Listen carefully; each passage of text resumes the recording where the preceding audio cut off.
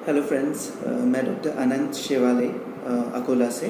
बहुत बार हमारे यहाँ पे पेशेंट्स आते हैं जो मोतियाबिंद के बारे में जानना चाहते हैं। मोतियाबिंद जो है ये एक बीमारी है जो उम्र के हिसाब से सभी को आती है। और हेलो फ्रेंड्स, मैं डॉक्टर अनंत शेवाले अकोला से, महाराष्ट्र से। मैं एक आई सर्जन हूँ। मैं आपको आज थोड़ा सा इन्फॉर्मेशन मोतियाबिंद के बारे में बताना चाहता हूँ। मोस्ट ऑफ द टाइम हमारे यहाँ पे जो भी पेशेंट्स आते हैं वो कैटरेक्ट सर्जरी के लिए आते हैं, जिसे हम मोतियाबिंद कहते हैं। बहुत बार लोगों को ऐसा लगता है कि मोतियाबिंद जो है इसके लिए कोई आई ड्रॉप है या फिर विदाउट सर्जरी कुछ ट्रीटमेंट कर सकते हैं क्या। बट मैं आपको बता दूं कि इसके लिए सर्जरी अब तक टिल डेट तो सर्जरी ही ऑलमोस्ट एक ट्रीटमेंट है। तो जिन लोगों को भी मोतिया होता है उनको सर्जरी करना ही पड़ता है।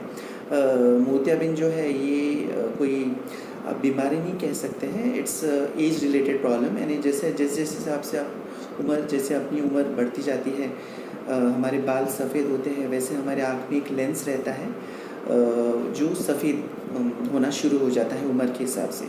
और ये किसी को 60s में आता है, किसी को 65 की एज में आता है।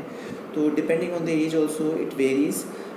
इसका लिए आपको चेकअप कराना बहुत ज़रूरी है।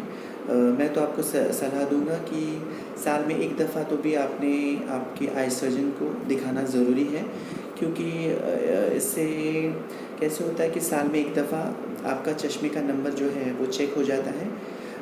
इसके लिए आपको आपके कोई भी जो नज़दीकी नेत्र तज्ञ है या ऑफ्थल्मोलॉजिस्ट है उनको विज़िट करना बहुत ज़रूरी है। तो ध्यान रखिए कि साल में एक दफ़ा आपने आपके आई सर्जन को विज़िट करना ज़रूरी है। Most of the time after 40 नज़दीक के लिए चश्मा हर एक के लिए ज़रूरी होता है, जिसे हम प्रेस्बायोपिक ग्लासेस कहते हैं। और 60 में almost most of the population जो है पीपल है उनको मोतियाबिंद यानी कैटरेक्ट होना शुरुआत हो जाता है। इसके लिए हम जो सर्जरीज़ रिकमेंड करते हैं, पहले तो यहाँ पे टाँके की सर्जरी होती थी, बट अभी वो ऑब्सोल्यूट हो गई है। मोस्ट ऑफ द सर्जन्स जो है बडिंग और बाकी के आई सर्जन्स हैं वो प्रेफर करते हैं MICS या फेको सर्जरी। तो ये टोटली आप पे डिपेंड करता है कि आपको कौन सी सर्जरी करवाना है, और उस हिसाब से ही आपको उस सर्जरी के चार्जेस सर्जन्स बताते हैं।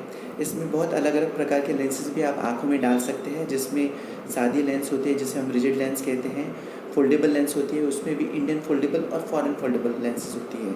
ये वीडियो जो है ये बहुत शॉर्ट है, बट आगे चल के हम ऐसे ही इन्फॉर्मेटिव वीडियोज़ आपको दिखाते रहेंगे। Thank you.